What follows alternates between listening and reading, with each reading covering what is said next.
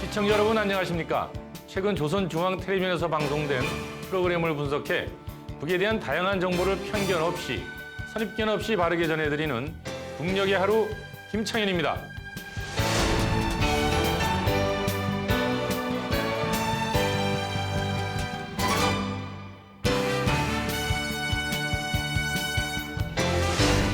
우리가 몰랐던 북의 모습, 우리와 다르지 않은 그곳 주민들의 사는 이야기를 오늘도 전해드리겠습니다. 북녘의 하루 이은혜입니다.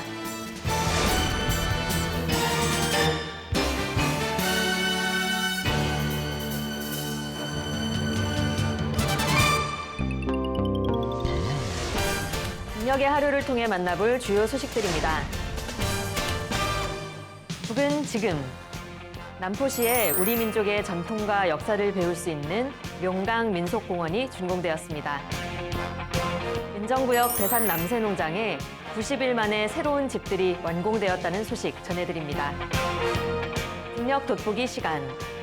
가정교육의 중요성은 북에서도 상당히 중요하게 생각하는데요. 북녘 가정에서는 아이들을 어떻게 교육하는지 들여다봤습니다. 북의 이모저모를 전해드리는 시간. 얼마 전 우리 손으로 만든 4.5세대 전투기 초도 비행 성공이 크게 화제가 됐었죠. 북에서는 비행기 제작의 역사를 어떻게 소개하는지 함께 보시죠. 일생을 나라의 과학 발전에 헌신해온 전력계통연구소 소장 김덕수 씨를 오늘의 인물에서 만나보시죠.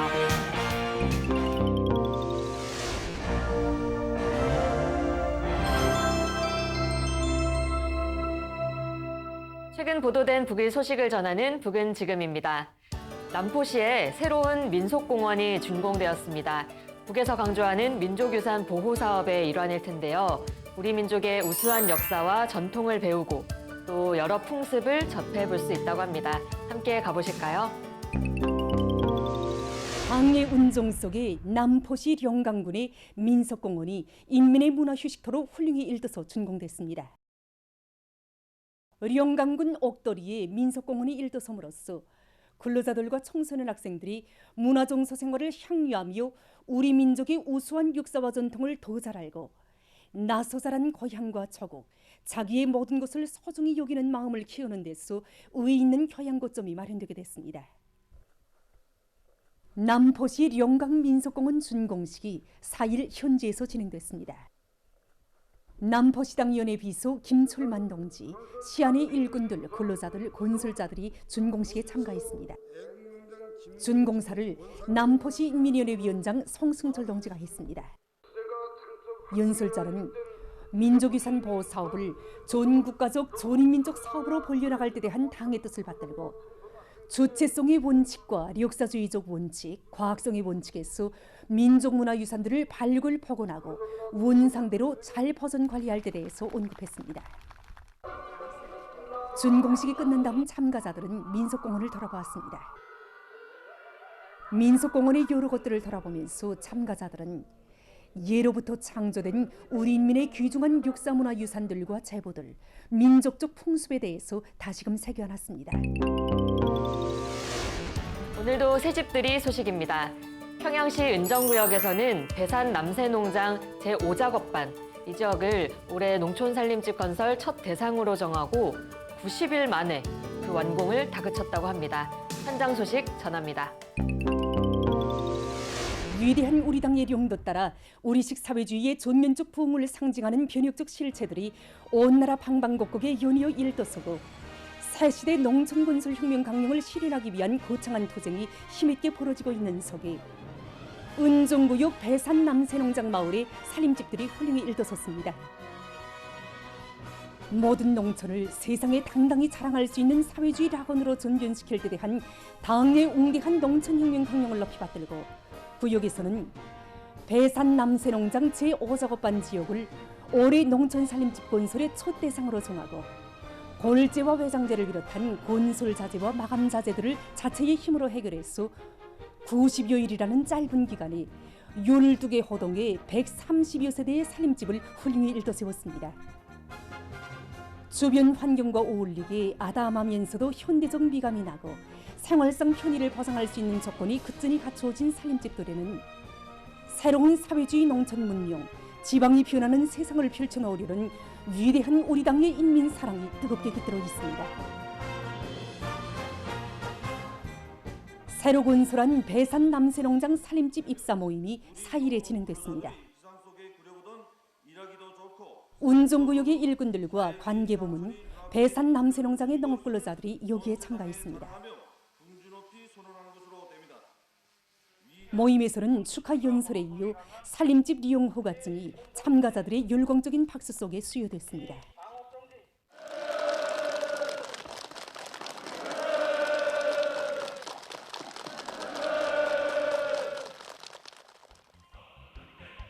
이어 흥겨운 음악에 맞춰 춤판이 펼쳐지는 속에 새집들이가 시작됐습니다.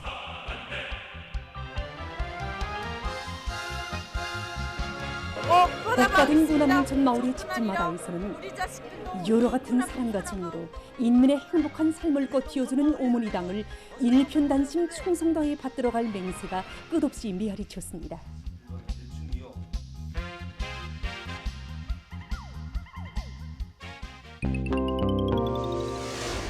그런데요, 새집들이 소식 접할 때마다 한복 차려입고 춤판 벌어지잖아요. 그런데 우리 어르신들처럼 뭔가 덩실덩실 어깨춤만 추는 게 아니라 정해진 동작을 다 같이 맞춰야 하는 칼군무, 뭔가 율동 같은 걸 추더라고요. 포크댄스 같기도 하고요. 네, 집들이 같은 경산날뿐 아니라 청년동맹, 여성동맹 차원의 집단 무도회를 열기도 하지요. 소규모 가족 친지끼리 모이는 야유에서도 집단춤을 추기도 합니다.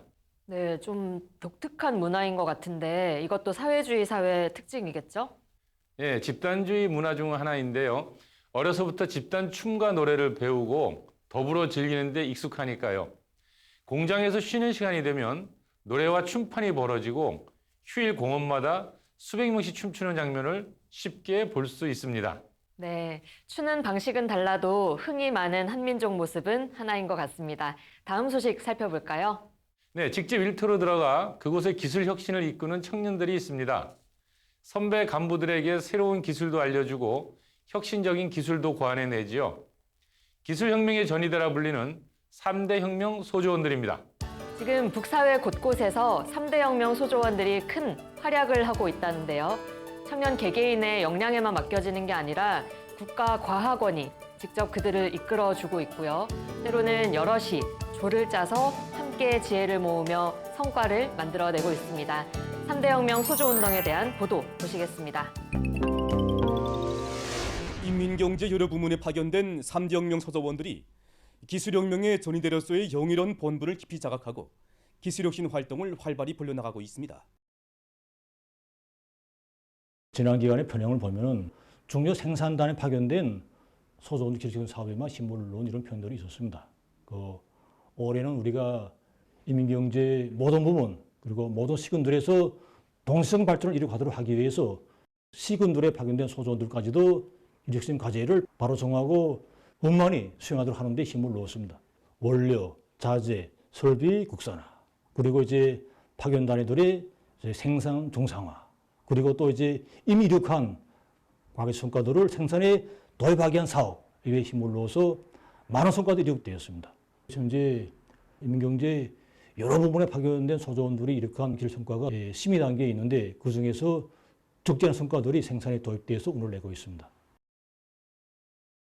현재까지 종합된 자료에 의하면 인민경제 주요 부문과 시군 등 1,100여 개 단위들에 파견된 3대 혁명 소조원들은 단위와 지역의 발전을 이룩하는 데 이바지하는 수십 건의 의의 있는 중요 연구 과제들을 포함해서 7,000여 건의 연구 과제들을 현실에 도입했다고 합니다.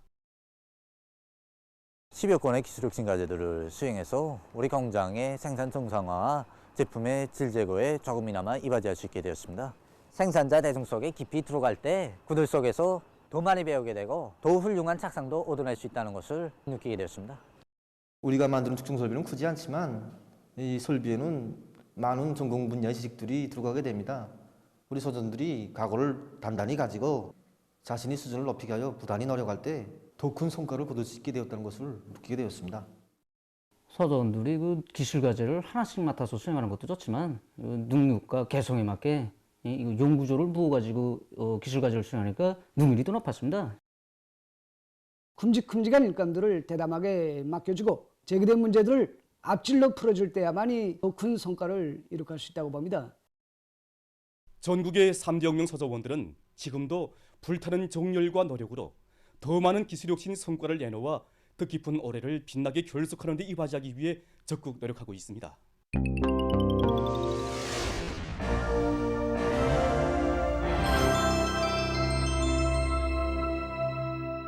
북의 오늘을 구석구석 들여다보는 북녘 돋보기입니다. 학생이나 젊은 청년이 예의 바르지 않거나 좀 막대먹은 행동하면요. 흔히들 에휴, 가정교육 잘못 받았네 이렇게 비난하곤 하잖아요. 그런데 생각해보면 사실 이미 옛날부터 학생들은 집에서 교육받는 시간보다는 학교 다니고 학원 다니고 바깥에서 지내는 시간이 훨씬 많았잖아요. 그런데도 우리는 여전히 가정교육이라는 틀을 중시하는 것 같습니다. 아무래도 모든 사회생활의 첫 단계가 가정생활이다 보니 그렇겠지요. 가정교육을 중시하는 건 북도 마찬가지인데요. 특히 부모의 역할을 무척 강조하고 있습니다. 그런데 북의 가정교육은 비단 아이의 품성, 예의범절, 학습 지도만이 아니라 미래의 혁명가를 키우는 데서 아주 중요한 문제라고 하죠. 네, 오늘은 북녘 부모님들의 올바른 자녀교양법을 통해서 북녘 사회를 들여다보겠습니다. 모범적이라고 칭찬이 자자한 3명의 학생들과 그 부모님들 만나볼 텐데요. 먼저 날마다 시험에서 만점을 받는다는 이지웅 학생과 또 학교와 마을에서 가장 예의 바른 이효은 학생의 가정으로 가보겠습니다. 아침 햇살을 함뿍 받으며 학교로 가는 이 학생은 중구역 류나 소학교에서 공부하는 리지웅 학생입니다.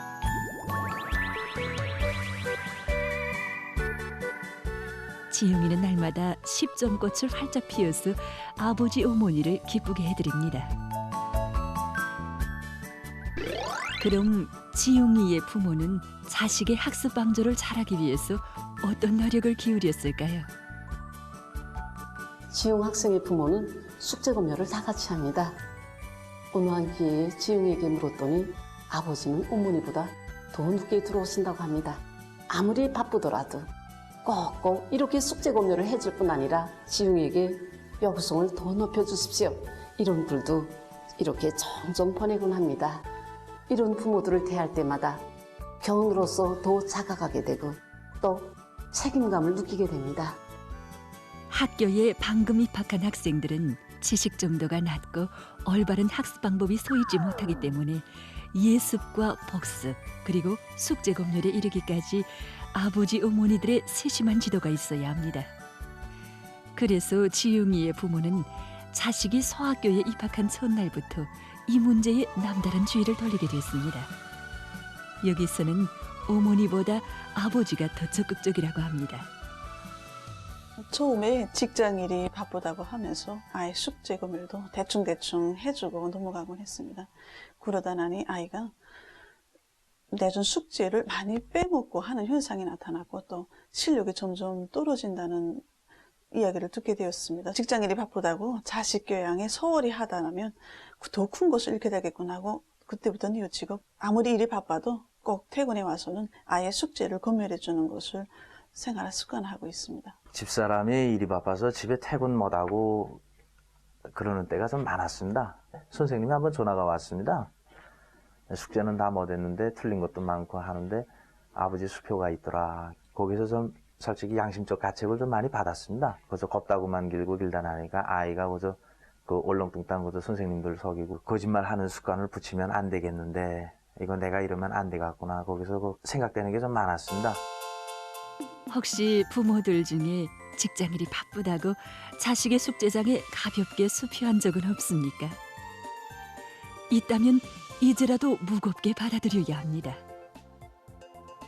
왜냐하면 그 수표에 사랑하는 자식의 앞날은 물론이고 나라의 미래까지도 실려있기 때문입니다.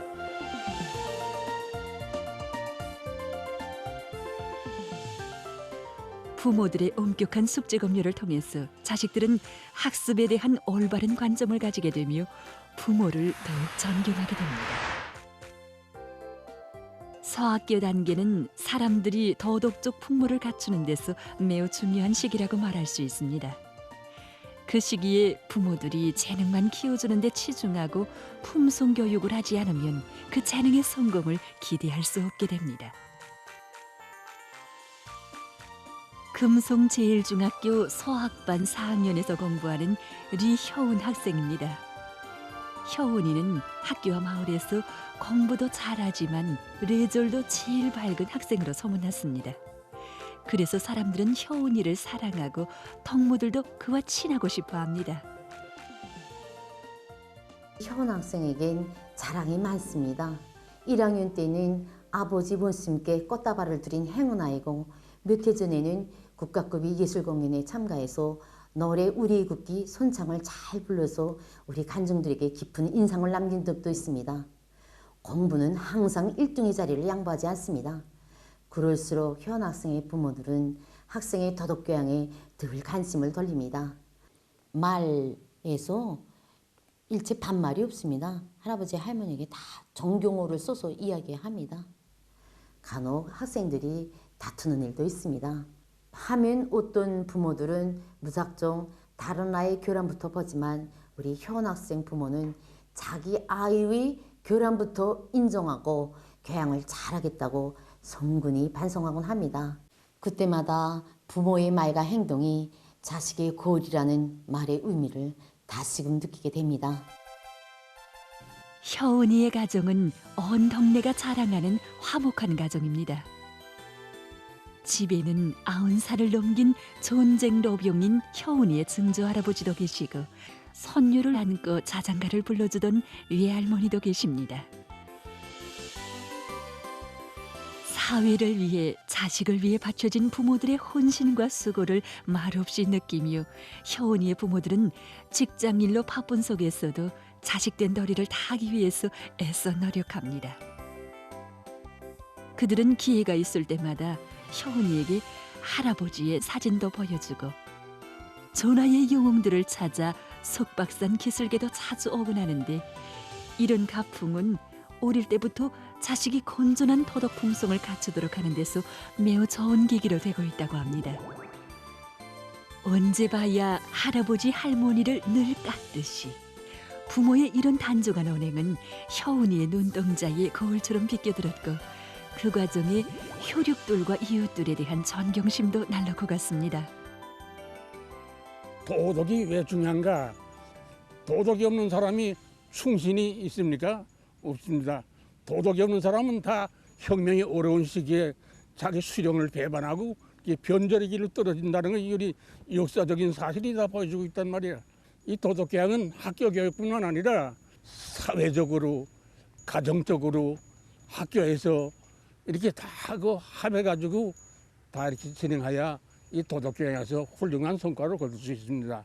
제가 사회생활 하면서 보니까 도덕이 없는 사람하고서는 대상하기가 싫었습니다. 내 자식은 저렇게 키우면 안 되겠구나 하고 많이 생각하였습니다. 도덕교양을 시간을 내서 한 것이 아니라 짬짬이 일상생활에 구현되도록 특히는 웃사람들과 동무들의 관계에서 어떠한 몸가짐을 하여야 하는가 이런 것을 잘 가르쳐야 한다고 생각했습니다. 사람이 부모를 존경하는 그 마음에서부터 저국을 사랑하는 감정이 나오고 또 부모들이 우리 혁명 선배들이 이룩한 혁명 업적을 거사해야겠다는 그러한 생각도 나게 된다고 생각합니다.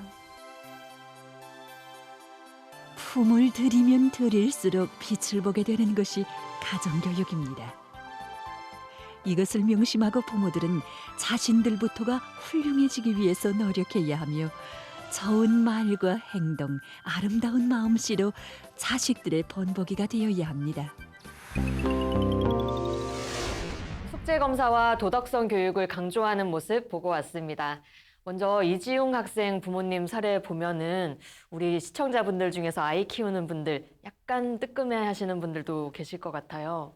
예, 사실 직장일이 바빠서 아이들을 잘 돌보지 못한다라는 이야기는 사실 그 남일이 아니잖아요. 네. 수업 시에도 생활 속에서 듣는 이야기이기도 하고 사실 저도 이 어린 시절 아이를 길렀던 한 아빠로서 돌아보면 참 너무나도 많이 부족했다라는 늘 반성을 하고 있거든요. 오늘 영상을 통해서 그런 모습들을 우린 다시 한번 발견하게 되는 것 같고요. 그리고 또 그런 이야기가 나오지 않습니까? 이게 자녀 교육을 소홀히 하면 더 큰 걸 잃어버리게 된다. 말이 가슴에 확 다 와닿지 네. 않습니까? 또 이런 이야기가 있던데요. 아이들과 다툼이 있을 때 그 자기 아이의 결함부터 한번 찾아봐라. 이런 이야기는 굉장히 좀 훌륭한 자녀 교육을 대하는 부모의 태도인 것 같아요. 그러게요. 아이들 싸움이 어른 싸움 된다 이런 말 있는 것처럼 사실 누구나 다 역지사지해라, 입장 바꿔 생각해봐라라고는 하지만 자기 자녀한테 그렇게 살라고 교육하는 분들 얼마나 계실까 싶기는 합니다. 그리고 저는 그 할아버지 말씀도 좀 인상 깊었는데요. 도덕이 없으면 혁명에서 변절한다. 뭐 전쟁 노병이시니까 일생을 뼈에 새긴 그런 말씀이겠지만 자녀 교양에서 언급하기엔 너무 비장한 거 아닌가 싶기도 하고요. 예, 북에서 가장 훌륭한 사람으로 내세우는 건 혁명가이고 전형으로 내세우는데요. 그 혁명가의 기초는 도덕이라는 거죠. 그러니까 이제 북에서 일상적으로 이루어지는 도덕 교양의 내용을 보면요. 이제 부모를 사랑하고 존경하는 것부터 출발해서 그것이 이제 선배 혁명가를 존경하고 따르는 것으로 발전하게 된다. 그리고 그것은 곧 조국 사랑으로 나아가게 된다. 뭐 이렇게 기본 흐름을 가지고 있어요. 네, 그리고 또 그런 도덕 교양의 출발점이 가정이라는 거고 그러다 보니 부모 자체가 훌륭한 사람이 돼서 아이들에게 모범이 되라고 강조를 하는 거겠네요. 그렇죠. 참 아이 키우는 부모님 역할 쉽지 않은 일이겠는데요. 이어서 김주혁 고급중학교에 다니는 고청용 학생, 이 가정도 만나보겠습니다. 이 학생은 김주혁 고급중학교 초급반 2학년에서 공부하는 분단위원장인 고천용 학생입니다. 천용이는 선생님들 모두가 칭찬하는 모범소년단원입니다. 천용 학생은 선생님들을 남달리 존경하는 전 품성을 가지고 있는 학생입니다. 안내 수업 기간만 봐도 선생님들이 수업이 끝나고 돌아갔을 때는 꼭 현관 밑에까지 와서 발을 두리고야 올라가곤 하였습니다. 이런 품성은 학교 교양 하나만으로는 될 수 없습니다.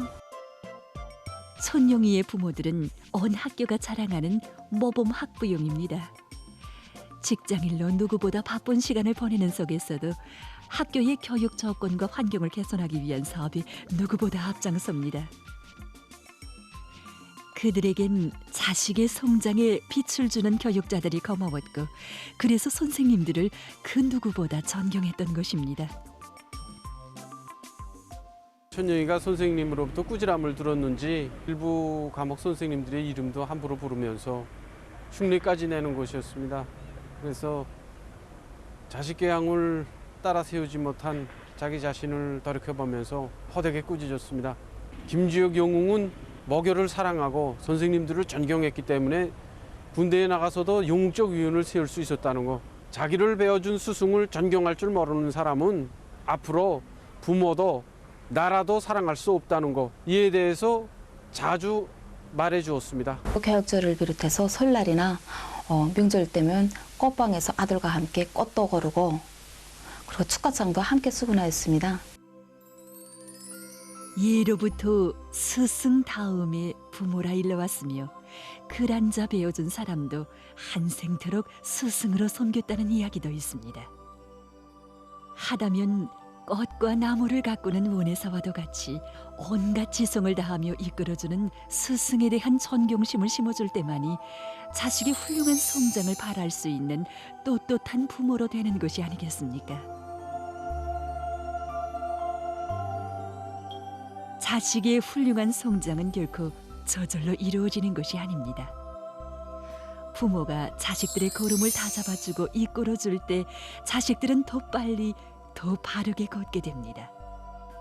부모들은 자식들의 앞날을 책임진 첫 스승임을 한시도 잊지 말고 제일 훌륭하고 아름다운 것만을 자식들에게 보여주고 거울이 되기 위해 자신의 말과 행동을 늘 돌이켜보며 노력해야 합니다. 네, 고청용 학생 아버지가 김주혁 영웅에 대해 언급을 했는데요. 고청용 학생이 다니는 그 학교에 이름 붙은 사람을 뜻하는 것 같습니다. 자녀 교양 얘기 쭉 이어가기 전에 김주혁이라는 인물이 누군지 좀 알아볼까요? 예, 그 2010년도 10월 15일 날 평양 축전중학교를 이 김주혁 고급중학교로 이름을 바꿨거든요. 네. 그 김주혁이라는 사람은 이제 북에 인민군을 입대했다가 이 우리 남측이죠. 우리와 이 교전 중에 소위 교전 중에 이제 사망한 인민군이에요. 전사를 했죠. 그러면서 이제 영웅 칭호가 주어졌고 그리고 자기가 다닌 모교를 그 김주혁 이름으로 딴 학교로 바꾼 거죠. 그러면 이런 영웅을 기리면서 그 사람의 이름을 학교에 붙이는 사례 여러 곳에 있을까요? 예, 그런 식의 학교 개명은 1990년대 들어와서 본격화된 것 같습니다.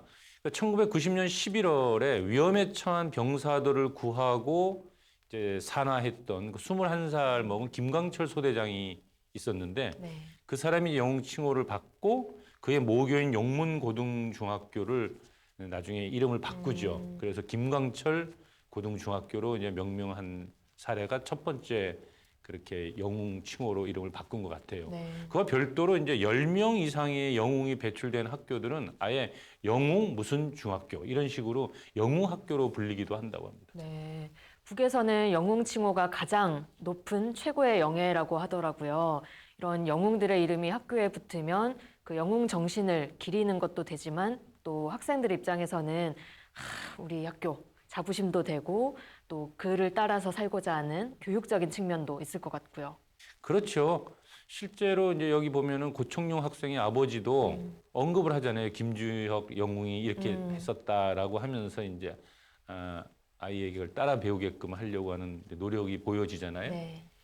근데 이제 북에서는 이제 영웅이라고 보통 얘기하면 이렇게 표현하거든요. 뭔가 비범한 기질을 가진 사람들이 아니라 그 누구나 영웅이 될 수 있다. 인민에게 헌신하는 사람은 누구나 이 시대 영웅이다. 뭐 이렇게 표현을 하고 있으니까요. 모두 다 이제 따라 배우면서 영웅이 되자 뭐 이런 뜻도 있지 않을까 싶습니다. 네. 그리고 고청룡 학생 아버지가 유난히 스승에 대한 예의 범절, 존경심 강조하더라고요. 그러고 보니 오늘 영상에서도 내내 학생들의 담임 선생님이 등장해서 그 학생에 대한 애정, 관심 보여주셨잖아요. 예, 사실 뭐 이 주제에서 살짝 벗어나는 측면도 있긴 하지만 이 담임 선생님에 대한 이야기를 좀 안 할 수가 없는데요. 왜냐하면 아까 첫 번째 나왔던 학생도 보면 그 아버지가 전화를 하잖아요. 담임 선생님이 전화해가지고 숙제 제대로 좀 안 하고 있다 이런 얘기를 했는데 혹시 그 담임 선생님이 한번 맡으면 졸업할 때까지 계속 담임이라는 거 알고 계신가요? 네, 뭐 우리 초등학교로 치면 1학년부터 6학년까지 똑같은 분이 계속 담임 맡는다고요. 그렇죠. 소학교뿐만이 아니라 이 유치원 그리고 이제 이 중학교에 이르기까지 모두 다 한 번 그 교과 과정의 담임이 맡아지면 그 학생이 졸업할 때까지 담임을 맡는다는 겁니다. 그러니까 그 담임이 학생에게 미치는 영향은 엄청 크다고 할 수밖에 없겠죠. 네, 아무래도 학생에 대해서 부모님보다 더 잘 아실 것 같고요. 또 부모님과의 유대감도 그만큼 높아질 것 같고요. 예, 그러니까 그런 만큼 그 선생님이 학생에 대해서 잠재력을 길러주고 또 향후 진로를 결정해주는 아주 결정적인 역할을 하거든요. 그리고 또 북에서는 이제 선생님을, 그러니까 교원을 뭐라고 얘기하냐면 후대들을 공산주의자로 혁명가로 길러내는 직업적 혁명가다 이렇게 이제 규정짓고 있는데 그 사회가 혁명가를 최고의 그 영예스러운 호칭이라고 잠깐 말씀드렸잖아요. 그렇게 본다면 이 교원의 지위가 얼마나 높은지 알 수가 있죠. 네. 우리는 어릴 때부터 스승의 은혜는 하늘 같아서 뭐 이런 노래 부르면서 자라지만 사실 지금 사회에서 스승에 대한, 선생님에 대한 존경심은 많이 좀 줄어든 게 사실인 것 같아요. 그래서 아까 영상에서도 스승에 대해서 존경하는 사람이 부모도 사랑하고 조국도 사랑할 수 있다. 그 메시지가 계속 가슴에 남기도 하고요. 예, 참 안타까운 일인데요. 사실 근데 북은 그 스승에 대한 그 사랑과 존경의 전통을 잘 좀 지켜온 것 같아요. 도리어 혁명가를 길러내는 사람이다라고 해서 더 발전시킨 측면도 좀 있는 것 같고요. 네. 오늘 부모의 자녀 교양에 대해 살펴봤는데요. 비단 한 아이의 성장, 가정 생활만이 아니라 사회 전체의 문화 또 풍토까지 엿볼 수 있는 시간이었죠. 그리고 그 속엔 우리 스스로도 되돌아볼 만한 교훈도 분명 있는 것 같습니다. 지금까지 북녘 돋보기였습니다.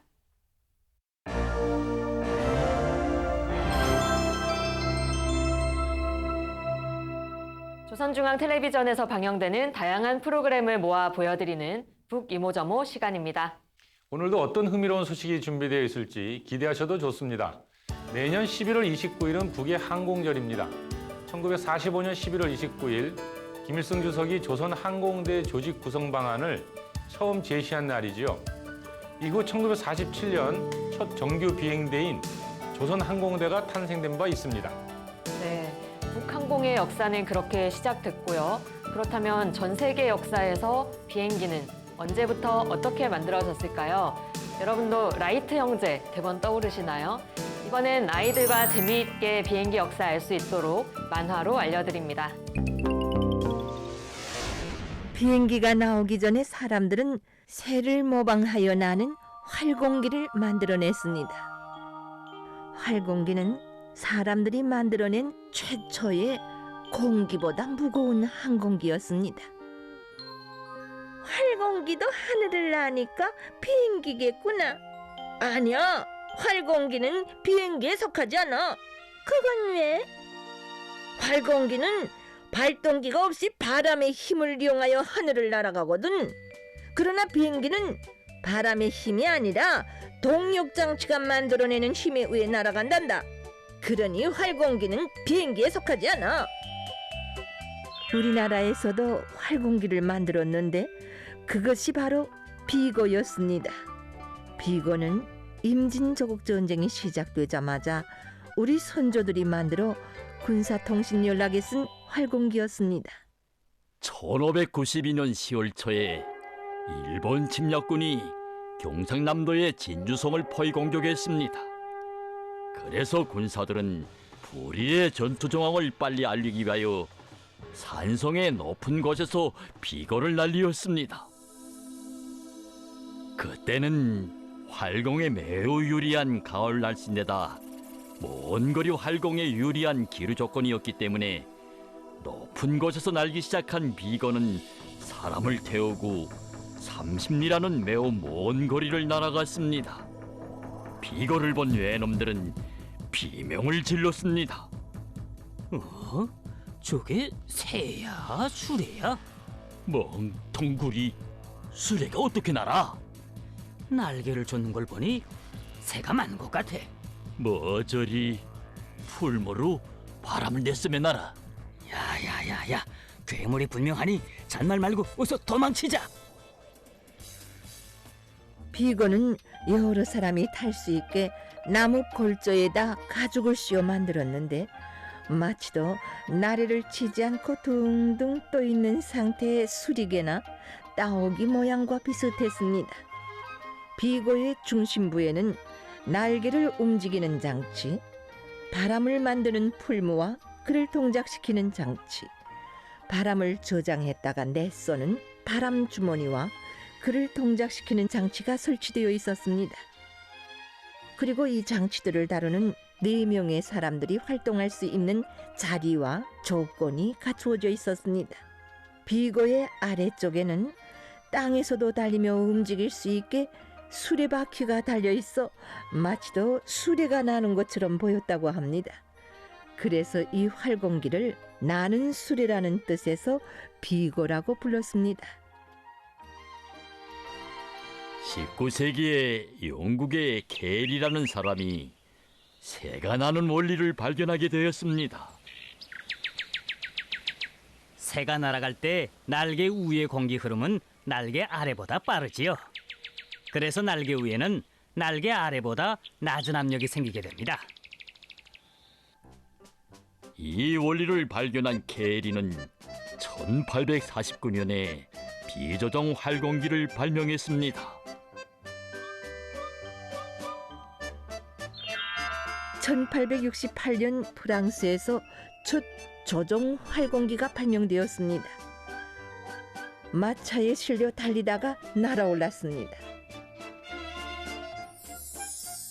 1877년 도이칠란드의 한 항공기술자가 새를 모방한 활공기를 발명하였습니다. 그는 멀리 날아가는 새들이 날개를 편 채로 바람을 이용하여 날아간 것을 알게 되었고 그 원리를 이용한 활공기를 만들었습니다. 그 경험에 기초하여 릴리엔탈은 곡면 날개를 단 활공기와 쌍옆 활공기도 발명했어. 날개를 구부리니 평면 날개보다 더 잘 뜨지. 날개가 이중인 쌍옆 활공기는 더 높이 날았어. 이 항공기술자는 자기가 만든 활공기를 타고 활공 시험을 하다가 추락되어 잘못되었습니다. 그러나 그가 쌓은 과학기술적 기초와 경험은 그 후 라이트 형제가 첫 동력 비행을 성공시키는 데서 중요한 미천의 하나로 되었습니다. 릴리엔탈의 죽음은 라이트 형제로 하여금 보다 안전하게 날 수 있는 비행기 연구에 달라붙게 했습니다. 1902년 라이트 형제는 세형의 쌍옆 활공기를 만들었습니다. 지난 시기 하늘을 날아보고 싶은 꿈은 주로 바람을 이용해 보려는 것이었습니다. 라이트 형제는 비행기가 바람이 아니라 자체의 힘으로 오래 날게 하자면 비행기에 발동기를 설치해야 한다는 생각을 하게 되었습니다. 이젠 동력 비행기를 만들어보자. 그러자면 가벼운 발동기가 있어야겠는데. 그전에도 많은 항공기술자들이 비행기를 만들고 시험 비행을 했으나 성공하지 못했습니다. 그것은 비행기들의 대부분이 육중한 증기기관을 동력으로 썼기 때문이었습니다. 바로 이러한 때 질량이 비교적 가벼운 내연기관이 발명되었습니다. 내연기관의 발명은 라이트 형제의 비행기가 성공할 수 있는 조건을 지어주었습니다. 1903년 라이트 형제는 쌍옆 활공기에 내연기관을 단 첫 비행기 플라이어를 제작하고 시험 비행에서 성공했습니다.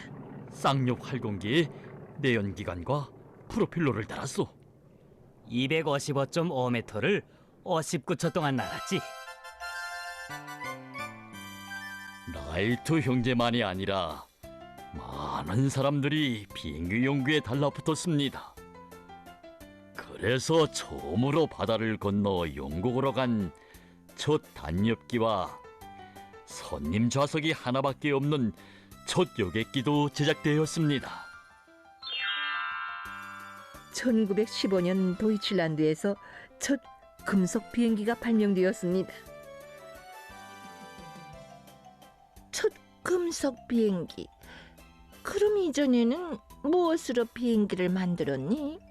나무에 천을 씌워 만들었대. 1933년 첫 현대 여객기가 제작되었습니다.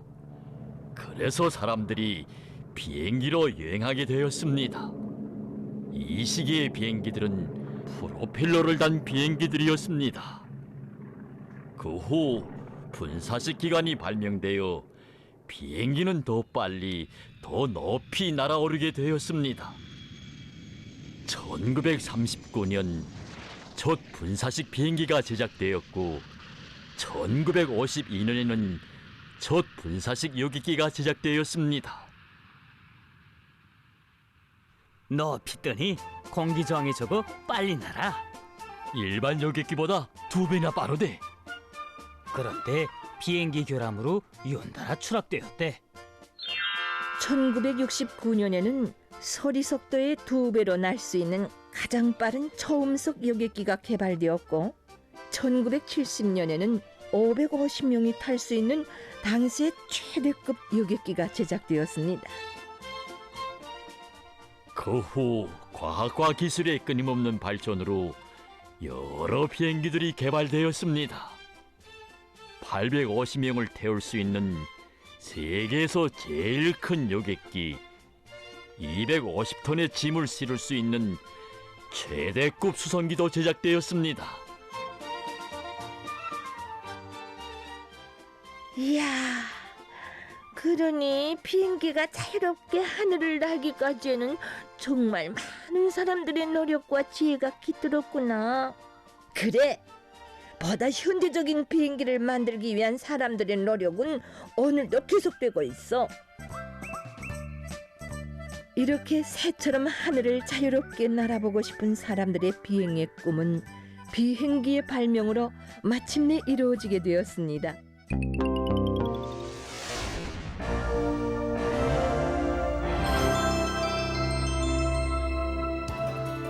북에서 주목받는 사람들의 이야기를 전하는 오늘의 인물 시간입니다. 어린 시절부터 과학자를 꿈꿨던 사람, 20대 푸릇푸릇한 시기부터 지금까지 30년을 하루같이 나라의 발전에 힘써온 과학자, 오늘의 인물 소개합니다. 열정의 한길을 걸어온 김덕수 소장을 함께 만나보시지요.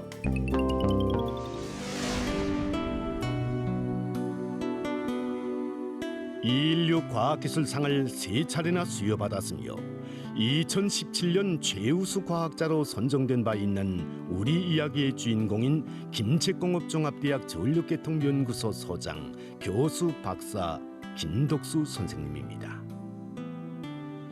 선생님은 이곳 전력계통연구소가 발족될 당시 그 발기자의 한 사람이며 전력관리 학문의 개척자이기도 합니다.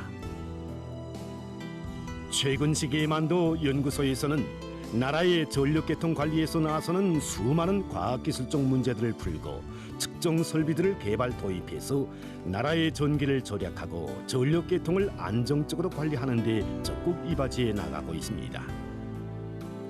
그 개발자들의 대부분이 연구소의 20대, 30대의 쟁쟁한 연구사 기술자들입니다. 지금 여기서는 다음 주에 진행하게 될 각 도시군 전력부문 일꾼들을 위한 강습 조직과 관련한 토의가 진행되고 있습니다. 연구소 관리 일꾼의 말에 의하면 지금 연구소가 진행하는 중요한 사업들 중에 하나가 바로 전국의 전력관리 부문 일꾼들과 기술자들에 대한 기술 강습과 양성이라고 합니다. 해마다 인민대학습당과 각 도들에서 주기적으로 진행하고 있는 강습에는 연구소의 연구사들과 함께 소장 선생님도 직접 출연한다고 합니다. 이외에도 선생님은 연구소 박사원 강의에도 출연하고 있습니다. 정말이지 선생님의 강의를 들을 때마다, 그리고 또 과학연구의 처연길을 걷던 그때의 선생님의 그 체험담을 들을 때마다 나도 우리 선생님처럼 조국이 바라는 길에, 인민이 바라는 길에 과학자의 한 생을 다 바쳐갈 굳은 각오를 더 굳게 가지게 됩니다. 김덕수 소장 선생은 기초 전공 기초를 튼튼히 다지는 기초학습 단계에서나 연구사업 단계에서도 정말 정열적으로 연구사업을 하다 나니까 제일 먼저 학위론문을 완성하고 먼저 박사가 됐습니다.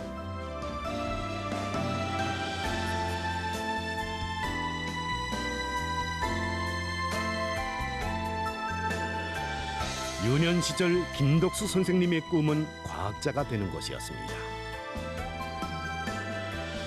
미래에 대한 그의 꿈은 군사복무 시절이나 군사복무를 마치고 무산광산연합기업소에서 노동생활을 시작할 때나 변함이 없었습니다. 바로 이런 그에게 당시 무산공업대학 입학이라는 배움의 넓은 길이 열려지게 되었습니다. 김덕수 선생님은 오늘도 대학 시절 졸업 논문 완성을 위해 고심하는 자신에게 고무적인 지지와 아낌없는 방절을 주던 옛 스승을 자주 추억하고 있습니다.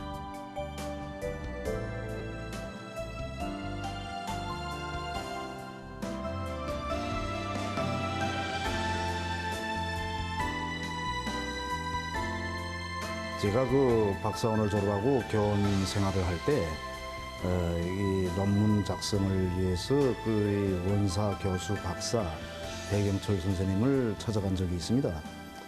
그때 그 선생님에게 이 어떤 종자를 가지고 그 연구 사업을 하면 좋겠는가 하자 그 원사 선생님은 지금 그 세계적으로나 우리나라의 전력 생산과 관련한 기술은 그 많이 개발됐다. 그러나 이 전력 관리와 관련해서는 그 세계적으로는 그저 갓 시작됐고 그 우리나라는 아직 미개척지다. 이 전력 수요가 이거 날에 따라 늘어나는 우리 현 조건에서 이 우리나라에서도 이 전력 관리와 관련한 기술은 반드시 개척돼야 한다라고 그 이야기했습니다.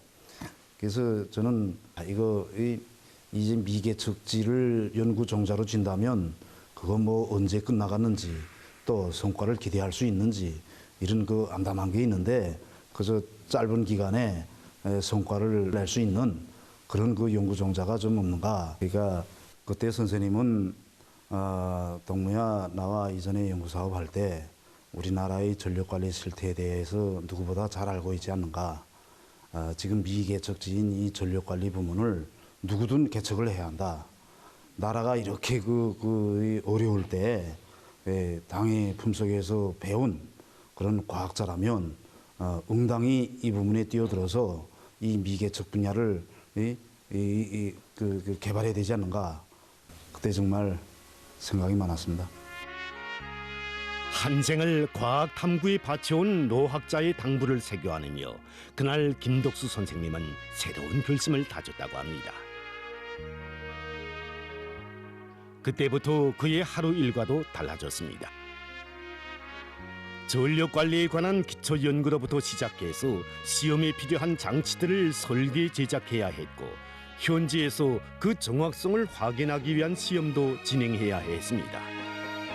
박사원을 졸업하고 교원으로 일하면서부터는 더더욱 시간을 아껴야 했습니다. 이렇게 피타는 탐구와 노력을 기울여 기초 연구에만도 8년.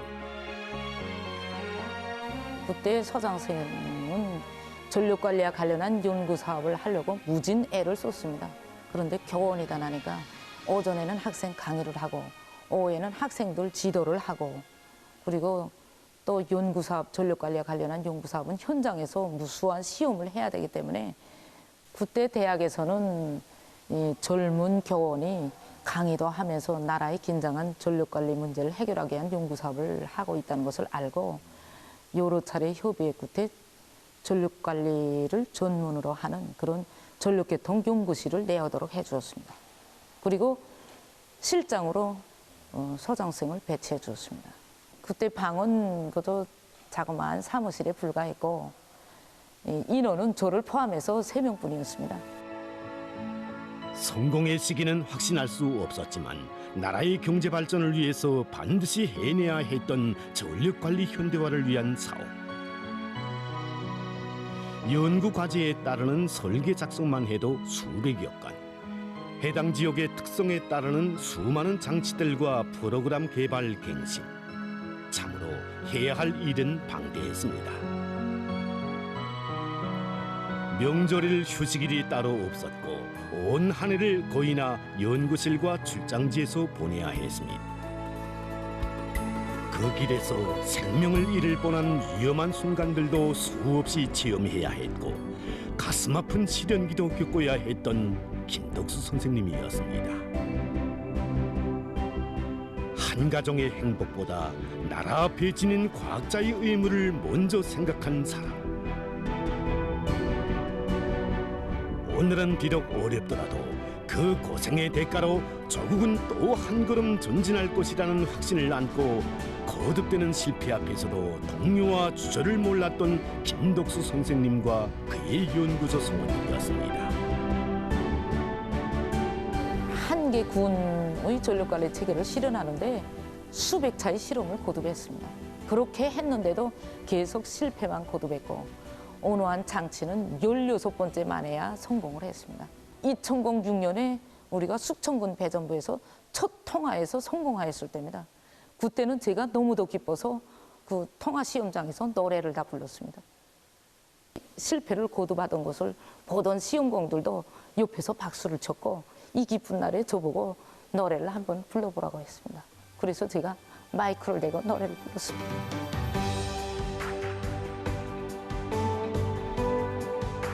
성공의 기쁨도 연구조 성원들과 함께 맛보아야 했고 축하도 화려한 무대소가 아니라 성전탑 밑에서 노동계급에게서 받아야 했습니다.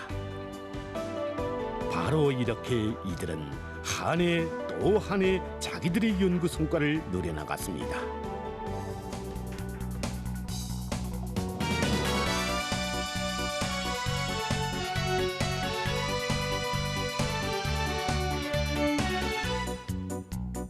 전력관리 문제에 관한 첫 논문이 발표된 때로부터 연구 성과들이 빛을 보기까지 많은 세월이 흘러갔습니다. 그 나날 연구소는 쟁쟁한 실력과 집단으로 모두가 3대 혁명 기수들로 자라났습니다. 우리 소장 선생님이 늘 강조한 것이 바로 하나를 연구해도 세계와 당당히 겨룰 수 있는 그런 연구 사업을 하고 또 인민생활 향상에 반드시 이바지할 수 있는 그런 연구 사업을 하라 이것입니다. 아버지는 우리 자식들에게 공부를 하나 하여도 나라에 절실히 필요한 공부를 해야 한다고 늘 강조했습니다. 중학교를 졸업하면서 제가 입학시험을 치러 나가는 날 아침에 문 앞까지 따라 나오면서 꼭 전기공업에 입학해야 한다고 강조하고 또 강조했습니다. 그때 저로서는 정말 다는 몰랐습니다. 하지만 대학에 입학하여 선생님들의 강의도 듣고 전력공학에 대하여 배우면서 아버지가 어째서 한 생을 바쳐서 전력 문제에 대한 연구를 해왔는지 알게 되었습니다. 어머니 당에서는 누가 보건 말건 알아주건 말건 오로지 나라의 전력관리 현대화를 위한 과학연구 사업의 모든 것을 바치어 귀중한 성과를 안아온 김덕수 선생님에게 공훈과학자의 칭호와 함께 높은 국가수훈의 용예를 안겨주었으며 대를 두고 길이 전할 사랑과 은정을 거듭거듭 베풀어 주었습니다. 지난 2022년 8월 김덕수 선생님은 사회주의 애국 공로자의 감높은 용예를 지니게 되었습니다. 저는 제8차대에 참가하여 과학과 기술로 나라의 전면적 발전을 이룩할 때에 대하여 주신 경의하는 총비서 동지의 강력적인 연설을 들으면서 우리 연구 집단을 실력과 형의 집단, 실적과 형의 집단으로 만들 결의를 다졌습니다. 저는 앞으로 과학과 교육, 생산과 기술 무역이 일체화된 우리 연구소의 사업 성과를 더 확대시키며 전력관리 학문을 보다 더 완성하고 이 부문의 인재들을 더 많이 양성할 결심입니다. 오늘 순서는 여기까지입니다. 여러분, 오늘도 북과 조금 더 가까워지셨나요? 앞으로도 있는 그대로의 북녘 소식 여러분께 꾸준히 전해드리겠습니다. 잠시 후 김창현의 한마디가 이어집니다. 끝까지 시청해주세요. 함께해 주신 여러분 고맙습니다.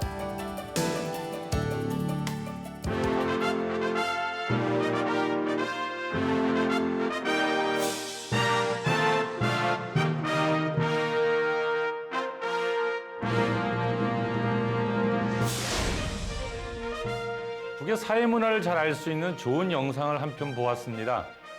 가정에서 자녀 교육 중요성을 강조하는 영상인데요. 아버지가 숙제 점검을 대충하고 사인을 해보냈는데 담임 선생님께 전화를 받게 되지요. 아이가 얼러둥땅 숙제를 해 많이 틀렸으니 보다 관심을 가져달라는 당부의 전화였습니다. 결국 이 아버지는 아무리 바빠도 자식에 보다 관심을 갖기로 결심하게 되는데요. 저는 이 대목에서 뭔가 느낌이 진하게 오더군요. 정말 남과 북이 조금도 다를 바 없구나 하는 생각인데요. 제 의식 속에는 북은 왠지 이런 고민은 없이 사는 사회라는 편견이 있었던 것이 아니었을까요? 사람 사는 곳은 어디나 같은데 말입니다.